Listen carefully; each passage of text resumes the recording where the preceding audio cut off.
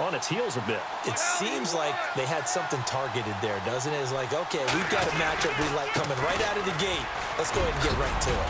And they've got it inside the 10 at the 8. 11 more yards that go around, a first down as well. Of course, remember last week, week number 1, quite the opener for him, NFC Offensive Player of the Week. And he does not want to be a flash in the pan. He wants to have that type of a game each and every week. Let's see if he can get a second award in week 2 of the season. They stick to the ground game on first down. It's Williams. And he'll be stopped just outside the 5 at the 6. It's a gain of a couple, and it'll be second and goal. So a look here at the key inactives, and we got this list before the game down on the field. And they tell us the same thing every time, don't they? Next man up. No excuses. Be ready to play. That's the mantra of every organization. The key is having guys on the roster who are capable of filling in and playing at a high level. That's when you know you've drafted well, scouted free agents well, and stocked your team just the way you're supposed to. Brandon, some of those windows to throw the football that exist when you're between the 20s, they don't exist when you're this close to the goal line. But as a former DB, I liked it closer to the goal line. Tighter windows made it easy. And he'll get into the end zone. Touchdown, Rams. Kyle Juszczyk, his first touchdown of the new season. And the Rams are going to take a first-quarter lead. And he wasn't blocking or running it there. They tossed it to it. And you remember the good old days when the 49ers were riding roughshod in the league? They use their fullback in pass plays all the time. Roger Craig, Tom Rathman, those.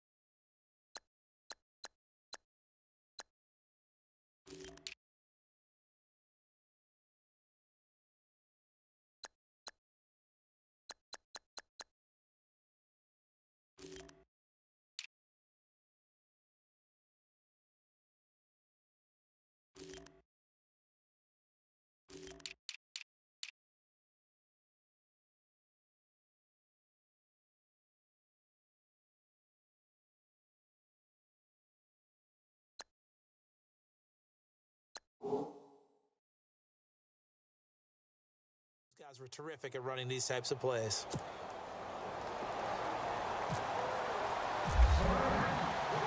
Here's Tucker now out to kick this one away. And they will not get a chance to return this one as it's through the end zone for a touchdown.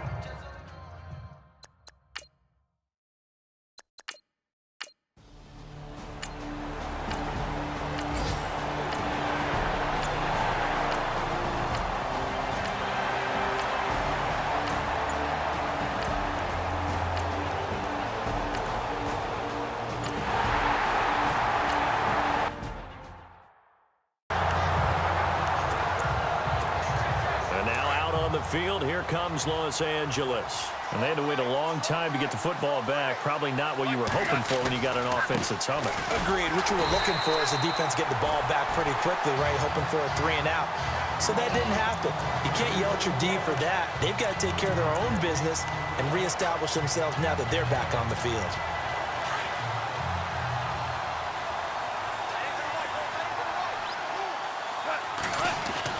On second down, here's Goff. And incomplete there. A nice hit. Jars the ball free and brings up third down. That would have been a great catch, but it's real difficult to hold on to it because it was contested all the way. Would have been a great play if he'd been able to haul that one in. Now Goff. And he couldn't hang on to it through the contact. Incomplete.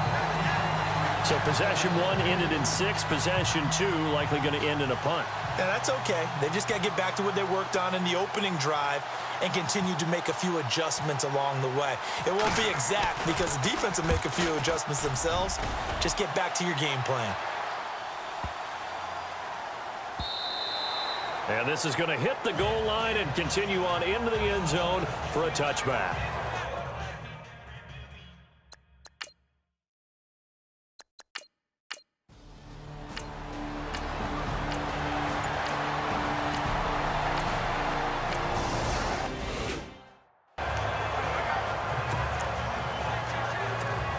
And now out on the field, here comes Los Angeles. And on the last go-around, they really couldn't get anything going. They had to punt from deep inside their own territory, which means you're going to lose the field position battle as a general rule. What they're looking for now is a little more consistency, move the ball at least a few times on offense, get a couple of first downs, and hopefully flip the field. Yeah, just something to build off of. That's what they're looking for here.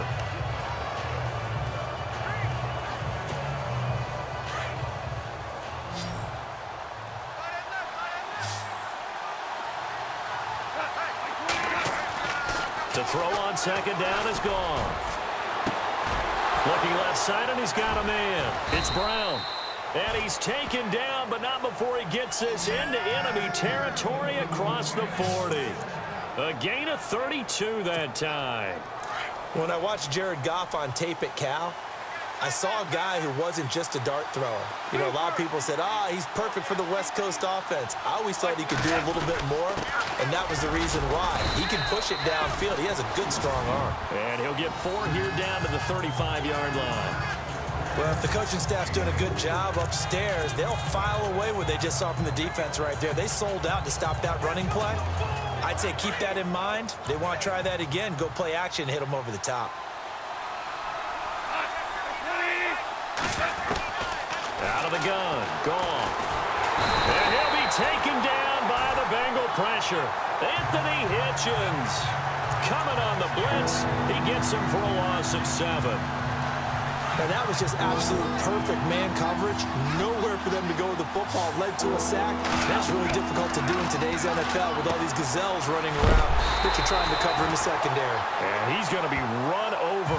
Hit hard as he'll be marked down at the 44-yard line. And never good on a pass completion there to go the wrong way. Lost yardage. No, for some reason it seems to work better when you throw it downfield or you move the ball downfield running it that way, doesn't it? But in this case, if you're the defensive guys, you're energized, executed well, and you caused a lost yardage play. That's going to feel good and look great in film. So it's not an NFL record, but it's not far off. That'll go in the books as a 61-yard field goal. And wasn't it weird to see a guy line up for a field goal on the other side of midfield?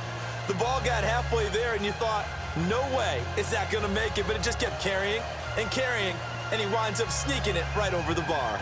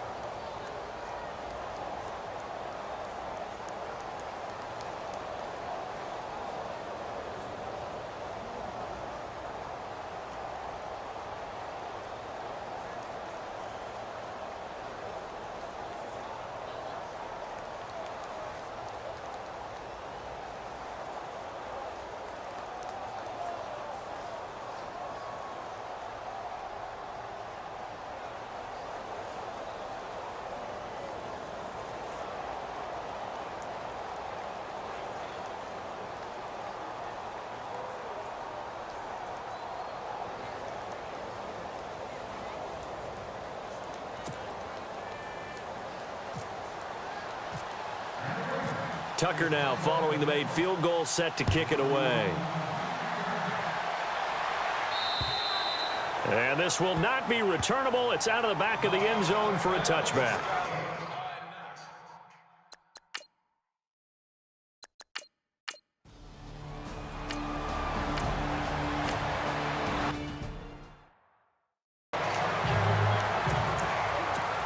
So now here are the Rams as their offense comes back out. And fortunate to get points on the board last time. They had to hit a really long field goal to do so. The kickers in today's game are so good and so skilled and hit from distances that we almost start to take them for granted. And we can't do that. That's a long field goal that they got 3 points out of. They've got to feel good about that. And they better make sure they love him up because he's helped them out. Yeah, now we'll see if that offense can put 6 on the board here. We'll see. Again, it's Williams.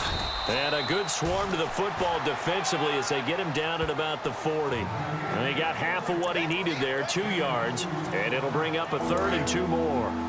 But that's all about doing the dirty work right there defensively. 2nd and short yardage, that's all about plugging those gaps, not giving a running back a crease to run through.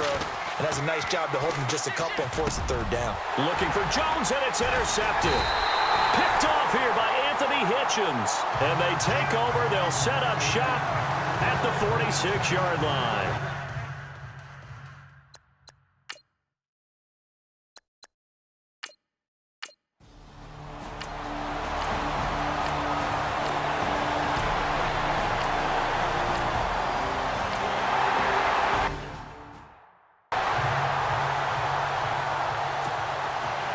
The kickoff unit is out on the field, and they will send this one away.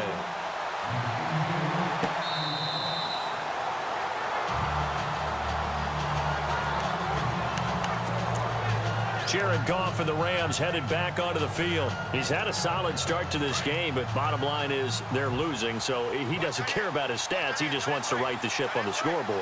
He wants to actually increase his stats because he feels like if he does, that means things will get better for his team, maybe get him back into the ball game or into the lead. In these situations, I remember playing with a quarterback once where he actually ran out onto the field first ahead of everyone else just to say, guys, let's go. Try and create that energy, create that spark. Well, so far he has 1 touchdown, 1 interception. He'll be looking for that. The Bengal pressure gets him that time. Down he goes. Gerald McCoy in there to bring him down for a loss of 7. Well, there was 2nd long. Now it's 3rd and even longer. They're going in the wrong direction here. Because they're moving exactly the way they want to, but you're exactly right. Definitely going in the wrong direction for the offensive guys.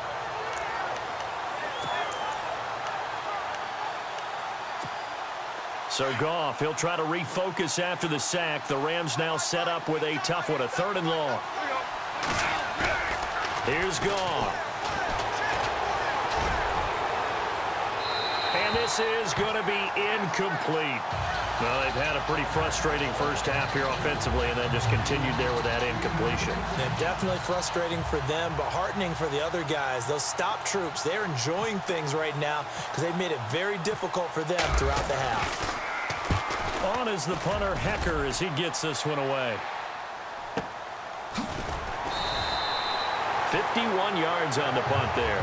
And the Bengals will have a 1st and 10 from deep in their own 10.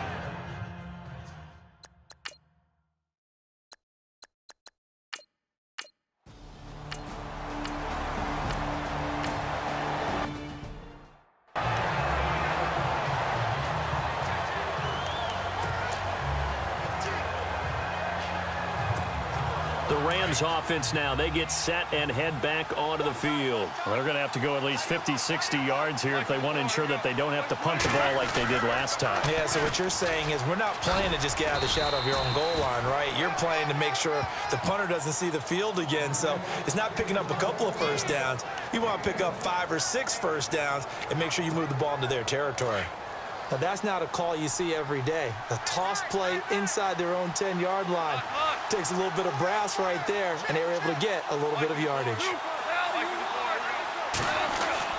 Here's Goff now on 2nd down. Got his man complete over the middle. That's Brown. Antonio Brown, kiss him goodbye. He's at the 30, 10, touchdown LA.